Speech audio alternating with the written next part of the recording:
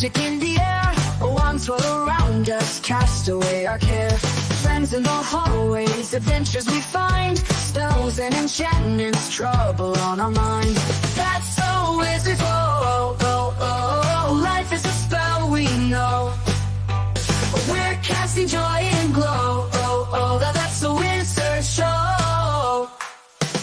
Mischief in the classroom, potions gone astray, flying through the quad, now brighter every day. Laughter we cry hard, sneaking out at night, cloaks in the moonlight, everything feels right.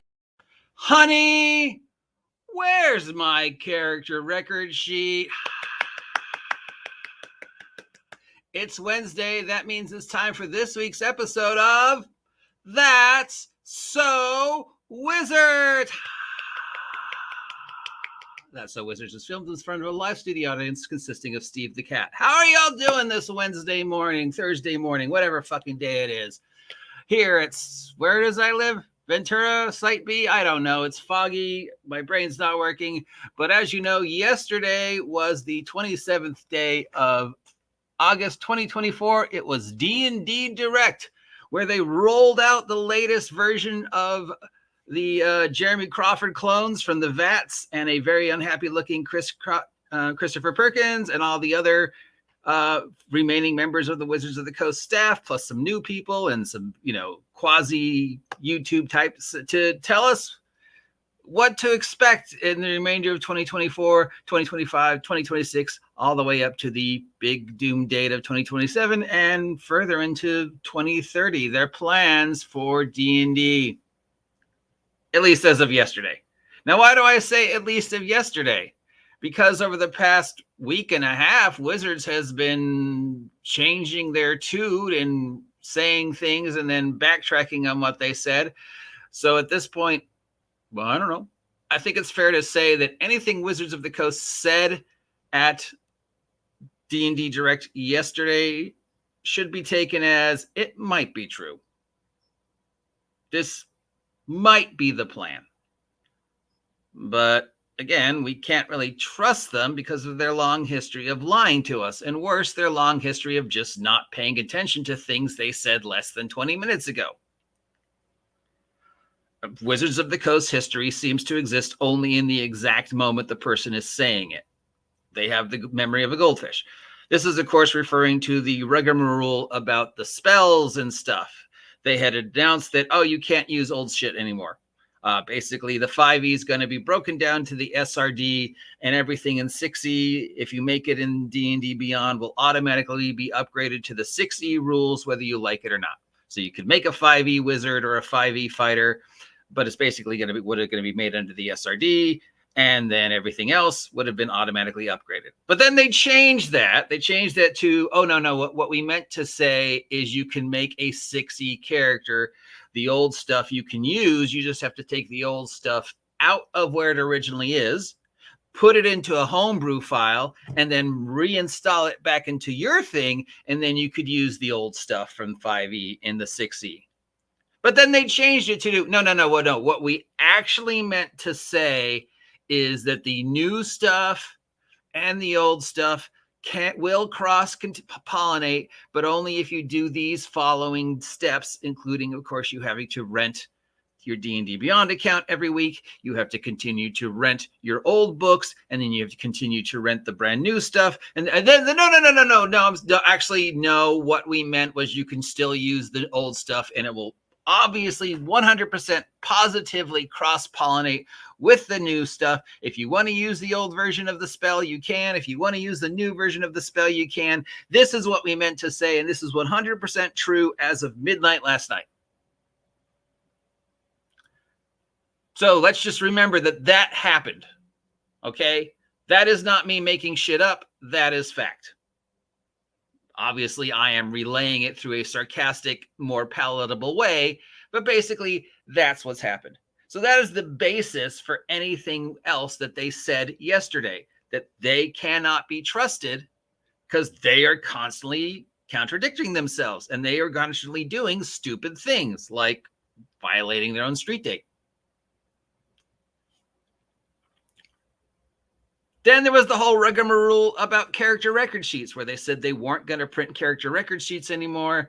The only way to get character record sheets was D&D Beyond. Everybody and their dog, who was a dependent reseller, said, hey, we can still make character record sheets. You don't need to buy theirs. First,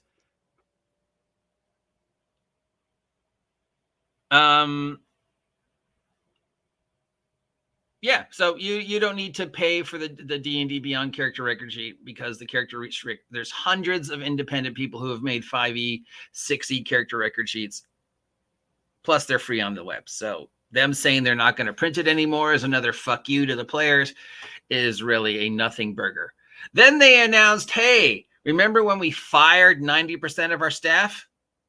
Okay, well, we're rehiring new staff, but it's not going to be the same staff.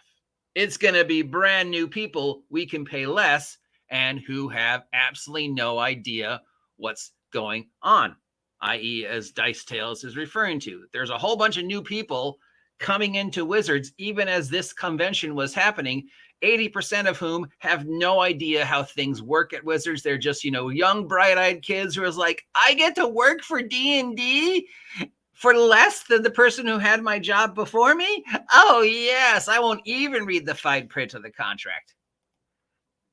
Now, let's go on to the actual announcements from D&D Direct. Mind you, we cannot hold any of these as true. And when we refer to the nostalgia bait, like the story above, let us not also forget exactly what Wizards of the Coast thinks of their predecessors and any product that came out before 2024 in regards to Gygax and Arneson and Jeff D and Rob Kuntz and Margaret and Tracy and all the others, including myself and Zach and Mike Merles and everybody. So there is going to be a brand new 6E starter box set coming out sometime next year. It'll have the beginner's guide. It'll have some other bits and bobs, but the big thing they wanted us to know, the big selling point, was the brand new 2024 starter set will include a 6E take on the Borderlands, containing the 3 classic settings of Keep on the Borderlands, Wilderness, and the infamous Caves of Chaos, also known as B1 through 3.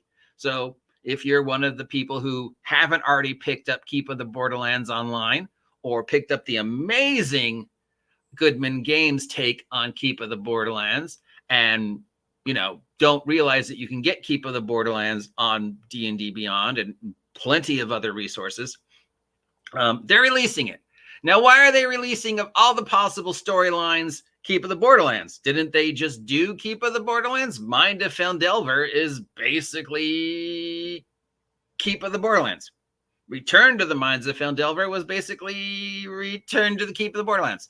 They'd already done Keep of the Borderlands. There already was a 5e version of Keep of the Borderlands. Why make a 6e version of Keep of the Borderlands instead of, I don't know, making something new that acknowledged the history, acknowledged the anniversary, and took people forward in D&D instead of, once again, taking something that people came before them and reusing it without giving those people any credit. They're going to print something that Gygax and Arneson and those guys wrote while continuing to enforce the false narrative of what horrible human beings Arneson and Gygax and Rob and those guys were. And I'm pretty sure that they are counting on the nostalgia bait of Keep of the Borderlands so that a whole bunch of the OSR fucks will go, oh, Keep of the Borderlands. Well, I gotta buy it now. I'm going to take back every horrible thing I said. I'm really excited about this. And I've already seen a couple videos basically with people doing that. I'm not going to name names, but I can think of one video I watched yesterday of somebody doing a walkthrough, and this individual is pretty much, oh my God, Keep of the Borderlands, now I have to buy it. Okay, Keep of the Borderlands is already available, dude. You don't have to buy it. There's the amazing Goodman Games version. Also, you can just pick it up on drive-thru or any other site for like pennies on the dollar. Second, this is going to be Keep of the Borderlands written by the same people who said, what a horrible, awful, racist, sexist, misogynistic human being Gygax was, how awful everything those guys wrote, and we don't want to have any association with this previous stuff, so we're going to take anything that we have from the previous library, put it through the content, sensitivity, appropriate sieve, make it so people like Connie Chang approve of it, and then regurgitate it to you. They're counting on the nostalgia that the old players will then rebuy it. They're counting on maybe the 5e players will have some curiosity about it. And they're counting on new players will go, oh, yeah, Keep of the Borderlands. That's a word I think I heard.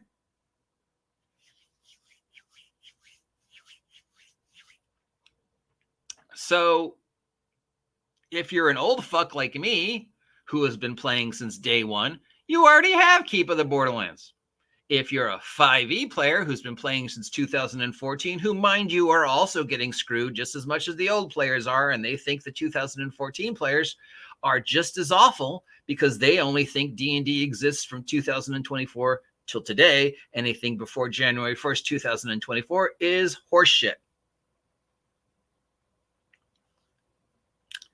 If you're one of the people who've been playing for the past 11 years, chances are you already have a 5e version of Keep of the Borderlands, or you have Mines of Phandelver, which is basically Keep of the Borderlands. And if you're a brand new person who has absolutely no idea what's going on and you see this starter kit, the fact that it's Keep of the Borderlands isn't going to make a difference to you whatsoever because you have no idea what that is. Why not, Wizards of the Coast, make a brand new thing? When you did the 2014 starter set, you did Mines of Phandelver. And let's face it, of all the product you have made between 2014 to today, Mines of Phandelver is still the single best 5e product Wizards of the Coast has made. Now, I know I will argue that Tombs of Annihilation is the most D&D, but it's not the best. Mines of Phandelver is the best. And the sequel was pretty fucking good. Even Stormwick Isle with its panhandling with the kids from the D&D cartoon was pretty decent. So we know that there is the capability to create brand new 5e content for 6th edition in the brand new starter set. You've admitted you're going to use AI. You could have just used the AI to farm 50 years worth of content, cobbled it all together, and regurgitated a brand new, never before seen 6e adventure for the 6e players. The brand new people wouldn't care because they don't know what the old shit is. The 5e players who have been playing since 2014 will be going, oh, wow, a brand new adventure. That's cool.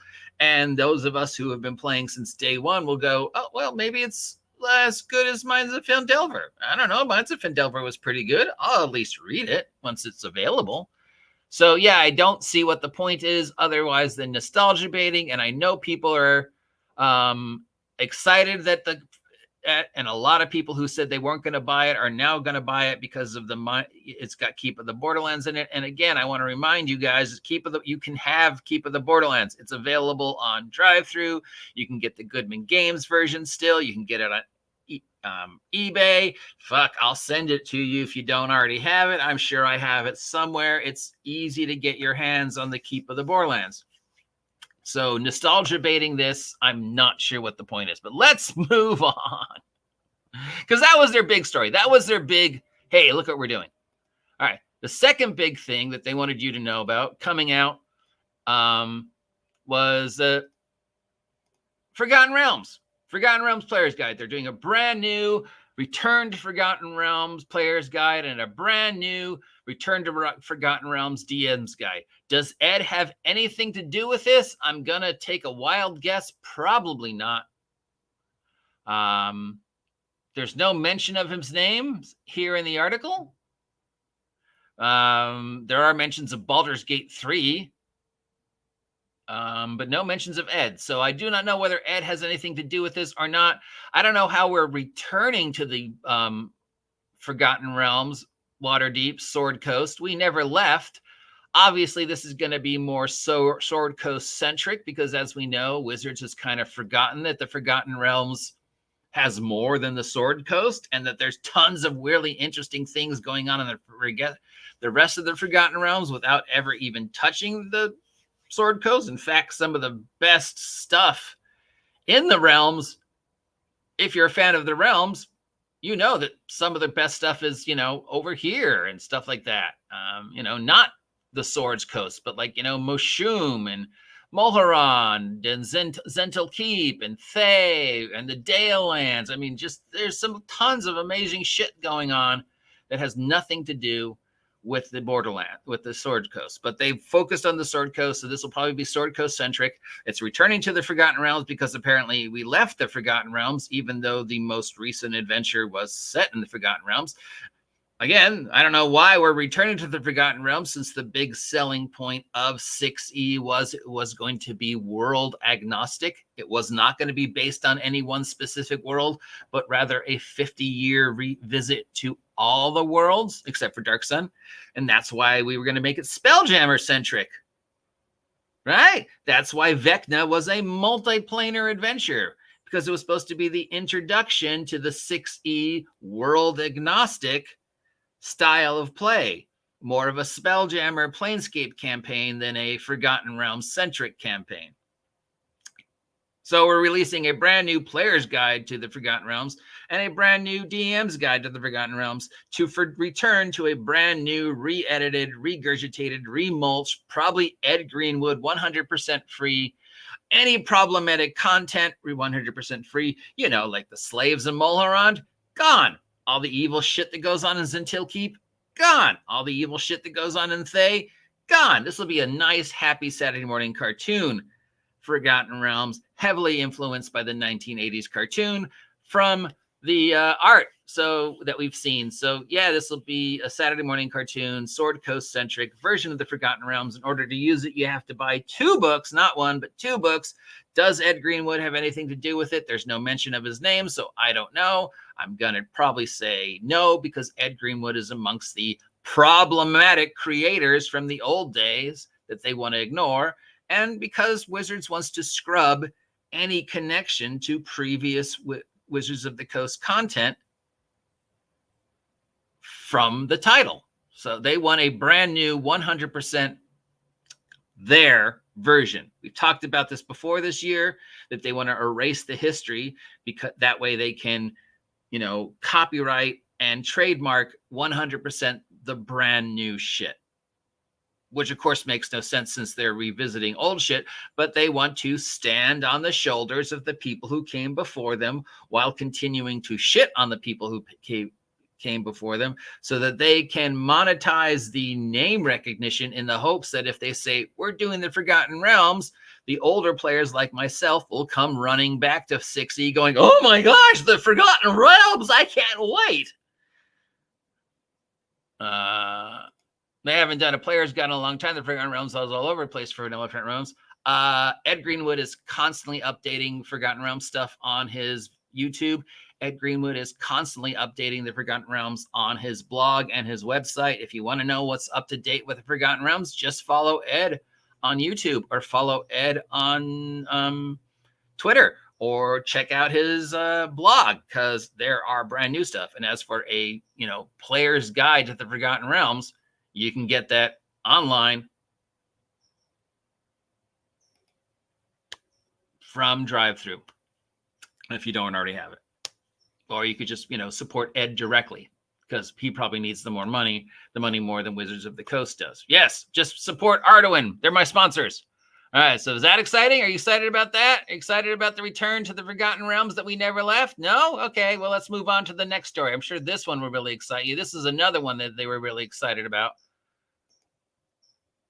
They really wanted you to know that they were doing, this is one of the first things that are coming out of the 6th edition mindset. The 6th edition factory, one of the very first things we're going to see is a book about dragons. And wait, didn't you just do a book about dragons like earlier this year? No, we didn't. Yeah, you did. You've done like 87 books about dragons since 5e came out. No, we didn't.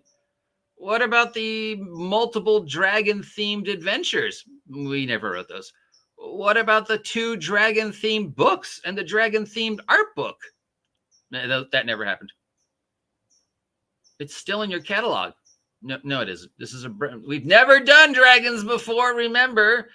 We've never gone into where the dragons live or their personalities or their breath weapons or anything else about them. These are the dragons for the very first time in a brand new anthology of dragons and dragons-themed adventures for 6th edition Dungeons and Dragons using the brand new stat blocks with the brand new revised thing on the biomes, lifestyles, and personalities. Because remember, they said they've never done that before. Mind you, all you have to do is look at the monster manual and go, yeah, you have. The monster manual says basic personality and where they live. No, it doesn't. Yeah, it does. No, it doesn't.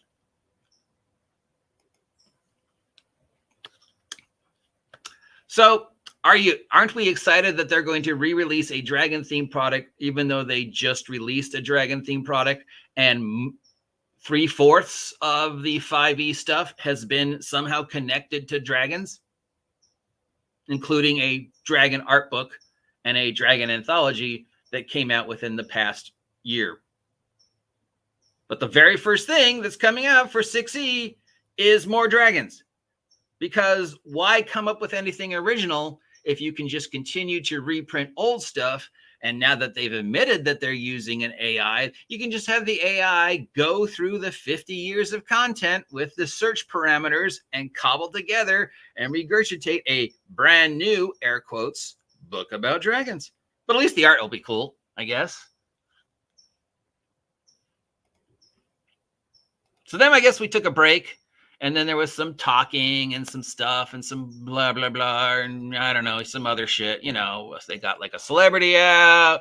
They got some lady out talking about how, you know, her thing and how D&D influenced her life and stuff like that and blah, blah, blah. So, yeah, you know, that kind of stuff. So I guess this is a good place to put a commercial.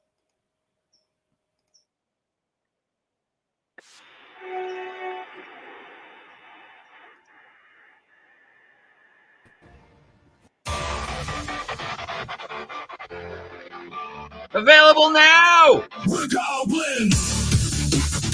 Space goblins! We're goblins! Space goblins! Buy my merch! We creep through the stars, we're small and green. Don't need I wrote a this! cloak to go unseen. We mine the rocks, space gnomes don't dare. Small but mighty, you best beware. We're goblins, space goblins. We're goblins, space goblins. Creep through the stars, we're small and green. Don't need a cloak to go unseen. We mine the rocks, space gnomes don't dare. Space. Small but mighty, you best beware. We're goblins, space goblins. We're goblins, space goblins. This commercial break brought to you by Steve the Cat. Now back to our more announcements from Wizards of the Coast. This one's kind of heartbreaking, but not a surprise. A bunch of people have sold out. They have announced a bunch of new contracts with several third-party creators for 5e content. The surprising one is MCDM. The other surprising one is Free League. The rest aren't really that a surprise, except for maybe Ghostfire, but whatever. Maybe that's a company that's going to make the new video game. So as of yesterday, the Griffin Saddlebag has signed the new contract to make 5e content on D&D Beyond. Hit Point Press has signed the contract to make 5e content on D&D Beyond. MCDM, that's the big surprise. We knew that they'd already made some connection because of the monster books, but those were pre-existing 5e things. So we have all been thinking that that was going to be, it. Colville's focus from now on was going to be 100% on the MCDM D20 cinematic role-playing game, which might be half done in 2025, maybe. But now with this, it feels like maybe not. Are you giving up on MCDM? Are you just putting it on indefinite hold and making that 5e money while you can so you can work on it some more? Has anybody said anything positive about MCDM? So yeah, that was a surprise. Kobold Press, not really a surprise. Ghostfire Gaming, okay, unusual, but sure. Dungeon Dudes, not really a surprise. Free League, a surprise. But then they have the 5e Lord of the Rings. So I guess the 5e Lord of the Rings stuff will now be available on D&D Beyond. I can't imagine a 5e version of Tales from the Loop. But maybe, I mean, I guess Tales from the Loop would work in 5e. You know, he just levels, I guess, each kid archetype as a, you know, as a class instead. And I mean, definitely there's the, you know, Tales from the Loop, Stranger Things bizarre connection, and they both take place in the 80s. I don't know if I want to see a 5e version of Tales from the Loop, but I guess that could be a thing. I don't know. So yeah, that one's surprised. So we don't know what the new contract is because the SRD isn't available to us plebeian mortals yet until next year for reasons. But we can assume that the new SRD Creative Commons is going to be far more draconian than the one they made after the OGL scandal, simply because of their own admittance that the brand new SRD Creative Commons contract is 3 times the size of the original one. Now, the original one's like 92 pages. So 2 or 3 times of 92 pages, not counting art. I don't know why there has to be art in the SRD, but it's Wizards. So yeah. So that is the new Creative Commons SRD that is coming out sometime next year that you're going to have to sign if you want to associate yourself with D&D Beyond, knowing full well that a huge chunk of any profit you make will go directly to Wizards of the Coast, and you'll be seeing a very small percentage. Okay, so that was the announcement. That was an announcement. Yeah. Then there was more, blah, blah, blah, look at me, D&D changed my life, blah, blah, blah, blah, blah. Then I guess this was like a palette cleanser. They got to the palette cleanser. So they wanted us to know they're doing another Dungeons and Dragons Magic the Gathering crossover because they have no original ideas. And Magic the Gathering writes itself at this point in time. So this is being another Secret Lairs, Magic the Gathering, D&D Beyond, D&D crossover. It'll have some Magic cards reskinned. It'll have some Magic cards based on D&D stuff. It'll have some D&D, I don't know, you know, if you've seen the previous Magic the Gathering D&D crossovers, it's more of the same. Does this make them things you can use in your game other than other than the math, blah, other than the math being completely different? Sure. I mean, if you want to have a character who can use Karalex Fury of Avaros in your game, just convert this to D&D. I don't know. It probably could. I mean, we've been converting Magic the Gathering to D&D ever since Magic the Gathering came out. And of course, Magic the Gathering was inspired by a D&D game. So yeah, guess that's what you'd call a palette cleanser, right? Hey, we want you to know about this before we do the next thing. Okay. Yeah. And then there was this.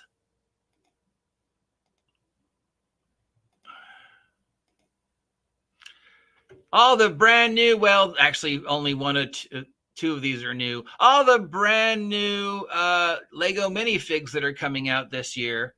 I think they're $5 each or $9 each, depending on when you pick it up. 80% of these are figures from previous existing Lego sets that they're just reissuing. The only new ones is Our Lady of Pain, I think, and maybe the Dragonborn, possibly the Tiefling. This one's not new. This one's not new. That's not new. That's not new. And this is definitely not new. These are all figures that have appeared in previous Lego runs. Include this one's from one of the Undersea Alien ones. These are just, they've done fantasy themed ones before. They've got a whole fantasy friends for girls, this theme called Elves. They've done, the Lego Haunted Houses, Lego Castle, Lego Fantasy. So the only one that's 100% we've never seen before, Our Lady of Pain, which is an unusual choice. The Dragonborn, I'm going to say 80%. I don't think we've seen a Dragonborn before, but maybe because they have done dragon themed. And the Tiefling. I don't think we've seen a Tiefling Lego figure before, but the rest, these are definitely reprints. So not new. The only one I can say is 100% new is Our Lady of Pain. The rest, who knows? I'm not a Lego figure guy, but yeah. Are we excited about that? Yeah, you're going to get to go. You're going to spend $9 to get a blind box in the hopes it's the one figure you want, and chances are it won't be. Yay. Excited. Yay. Palette cleanser. Cat Monroe mentioned GURPS Supers. Hey, did you know I wrote GURPS Supers and GURPS IST? Yeah. Puka, it's one of my ideas. Yeah. Earth Surfer. How about the underwater character who didn't have swimming, who we argued over for months? Lloyd Blankenship and I. The underwater character doesn't need swimming. It's a default because of his strength. He absolutely needs swimming because of his entire life has been underwater. He knows how to manipulate the terrain far better than anybody who's never been in the water before, because he knows how to think three-dimensional. He knows how to fight underwater. Bob the Batman ripoff doesn't. So absolutely the underwater character needs at least one rank of swimming. No, he doesn't. He doesn't need. Yes, he does. He needs at least one rank to explain the fact that he knows how to take advantage of the terrain. Yeah, that was an argument that Blankenship and I had for months back when I was doing that. All right, and now finally the biggie, the one everybody was really curious about. The brand new renamed D&D Beyond, now Project Sigil, and the upcoming D&D 3D virtual tabletop. This is it. This is the future of Dungeons and Dragons that a ton of you said will never happen. That they've been telling you is going to happen since 2020. They have been working towards this. They have been redirecting this. This was the end goal by 2027, 2030, a 100% digital D&D. They're still going to make physical product. Of course, they're still going to make physical product. It'll be special edition, double priced ones. And if they do announce a normal hardback, like, I don't know, just take one for, Vecna. They will print it when they feel they have enough pre-sales to make it worthwhile to print it. And until that point in time, they will say, I don't know, what were some of the things they've said in the past? Shipping delays, printer delays, we lost it, somebody stole it. Yeah. So, yeah, because it's expensive to print shit out. And it's expensive to ship it from the printers to the warehouse. And then it's expensive to ship it from the warehouse to your house. So why do all that if they can't guarantee they're going to make their money back? So if they continue to make normal looking books, they will always be buy the digital first and we'll send you the normal looking book. And then if we get enough pre-orders for the normal looking book, then we'll ship it out to everybody else. Because I don't think anybody wants a repeat of 2026 Player's Handbook, do they? So yeah, it's going to be digital. This is all we know. The future of D&D will be you have to rent D&D Beyond with their monthly fee. You have to rent all your books on D&D Beyond and access to your characters. If you want to use the VTT, you will have to rent that, pay the monthly fee in addition to the monthly fee to access D&D Beyond and have access to your characters and access to the books. Brand new monthly fee, which was tiered, by the way. It is tiered. There are tiers to the new monthly fee. You can get the gold tier and get this much free shit. You can get the silver tier and get this much free shit. Or you can get the atomic tier and get this much free shit. I don't know who owns the rights to Empire of the Petal Throne. I don't think it's Wizards. Did MMR Baker sell it? I don't know. Man, I wish I knew more about Petal Throne. That is an obscure reference for Dice Tales. +5 points for that. And then, of course, if you want all the cool stuff from Project Sigil, it's all digital downloads. And they want you very much to know that there's going to be a pay to win, pay to play, pay to get cool shit mechanics. If you're unfamiliar with that, just look at games ranging from, you know, Among Us and Fortnite and Path of Exile and even Magic the Gathering and pretty much any video game now, especially mainstream video games, where there is DLC and a online economy to purchase things like toys and shit and like that. So this is everything we know, which is mostly pictures. We saw about the base building. Apparently that's a big point. We saw about how the two will talk to each other. Oh, look at these graphics. Is this set in the Forgotten Realms or is this set in a generic world? I don't know. I guess here's some of the potential boss battles. Here's the character customization. All this stuff you're going to have to buy, of course. Otherwise, you're just stuck with the generic. You can transfer characters from D&D Beyond. That's not working yet, but it will. We will have a basically Hero Forge ripoff where you can make your own minis. Obviously, you're going to have to buy.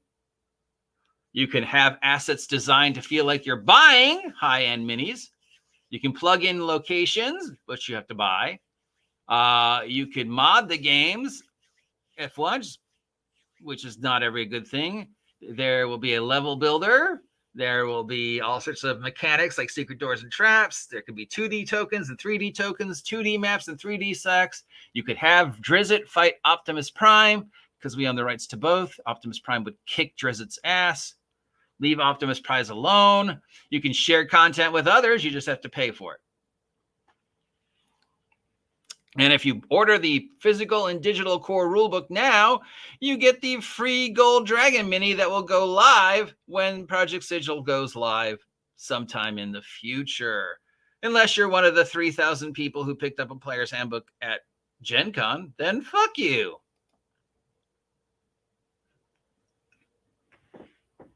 So where does that leave us after 37 minutes of going through the Wizards of the Coast news? What did Wizards of the Coast actually tell us?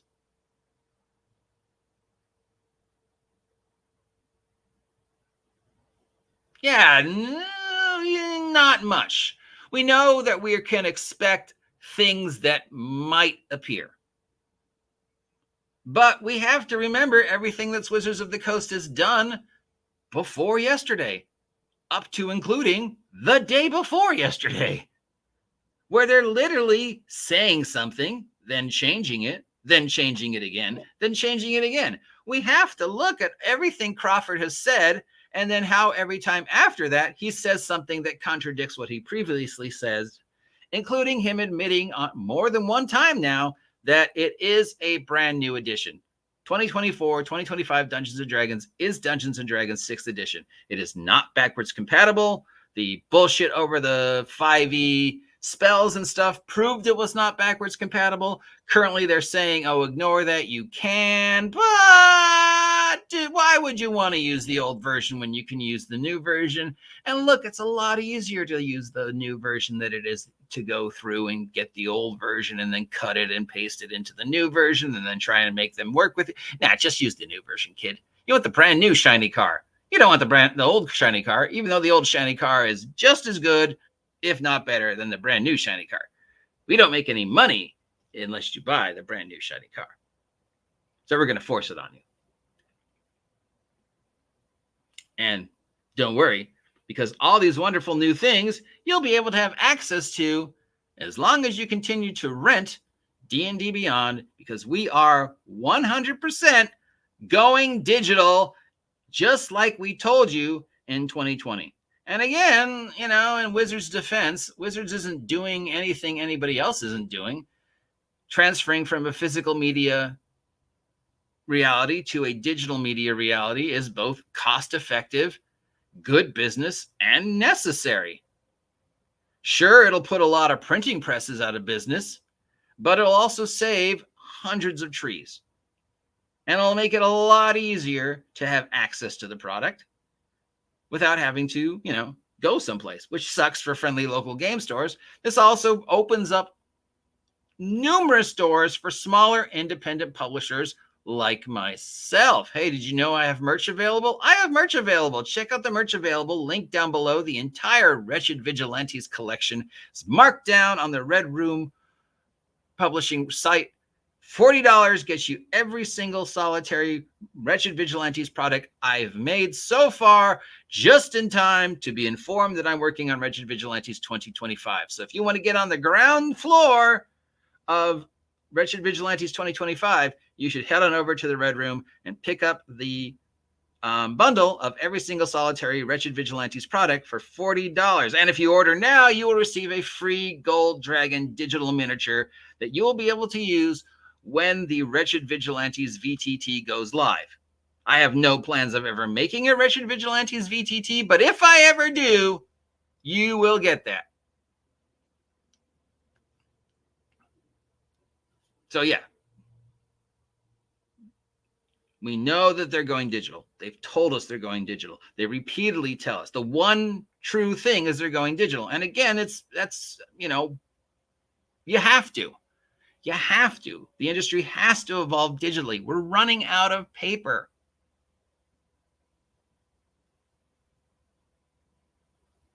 We're running out of the fuel it takes to get the boats to move back and forth. Okay? It's just inevitable. Or maybe not. I mean, remember everybody said DVD will mean you'll never have to do anything with video again. And then streaming came along and said, DVD, fuck that. So, something might come along in a year from now. People will go, well, fuck digital gaming. This thing's way better. But for now, it's digital. The only thing is Wizards of the Coast has chosen to do the stupidest, most ass-backwards, self-destructive, anti-customer way of doing it. Not only repeatedly telling us if you play D&D, so do I, because I was there.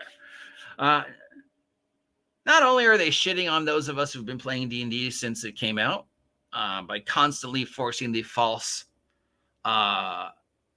narrative of the racism, sexism, homophobia.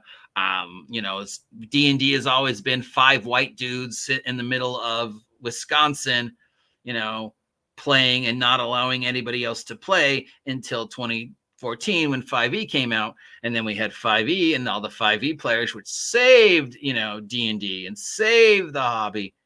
And look at how popular we are. Finally, we don't give credit to Critical Role or Stranger Things for our popularity. But we're going to continue to inform you how horrible the old players were. But now they're also doing the exact same thing to the 2014 to 2023 players. If you do not upgrade to 2024 D&D, if you do not rebuy everything, even though it's backwards compatible and you don't have to, you're a horrible person. You're literally going to face shaming tactics. Shame on you for not buying this. You need to buy the brand new starter set because, oh my gosh, it's got Keep on the Borderlands in it. I'm so excited. I'm going to poop my pants. Oh my God. Dude, you can get Keep on the Borderlands online for like $8. No, I can't. Yeah, you can. But this is D&D. It's going to be in a box set, but it's going to be completely different. It's not going to actually be Keep of the Borderlands. It's going to be a regurgitated version of Keep of the Borderlands. And why not just do something new? Why not just continue the story of Fendelver? Fendelver was awesome. Why not just focus it on Planescape, since that was the whole point? The whole point of Vecna was you were going to kill the connections to anything that existed before 2024, restart 6th edition as a world agnostic Planescape centric campaign setting where you could use the rules to run any world you wanted, other than, of course, Dark Sun, because we refused to acknowledge that Dark Sun ever happened, right? Wasn't that the whole point? Wasn't that the big advertising thing for all of 2023 and 2024? Well, now it seems to be, no, actually, we're going back to the Forgotten Realms because we have no new original ideas. Why don't we just take everything that was holy and sacred and awesome about the Forgotten Realms, scrub it clean, run it through the AI, and then regurgitate it to give you a brand new, safe, Commande, the last boy, finds the last player's handbook in the apocalypse and introduces D&D to a bunch of hyper-intelligent insects, and thus the game is saved. It's a great post-apocalypse fantasy setting right there for a campaign. If I were to start another one, that will be it. Your whole life. It'd be like, Zardoz, but instead of Wizard of Oz, it's the player's handbook. That would be awesome. Write that down, Cameron Rowe. Yeah. So we think Gygax is shit, but we'll reprint his stuff. We think Greenwood is shit, but we'll reprint his stuff. We're going to not do anything original because why should we? It's much easier to have the AI just cobble together something brand new. We're going to hire a whole bunch of new people. We're just not going to pay them as much. We're really not going to tell them what's going on because that way we can let them go at any point in time. The only person that really matters at Wizards of the Coast is Jeremy Crawford and Mackenzie because Kyle Brink is gone. So all I can say, in closing, as we go through all these notes from D&D Direct, as we look at all the things they told us and didn't tell us, as we brush aside the smoke and mirrors and actually look at the actual facts, look at the still continued way they look down on previous generations and the inevitable digitization. All we can say in closing, right, guys, is that's so wizard!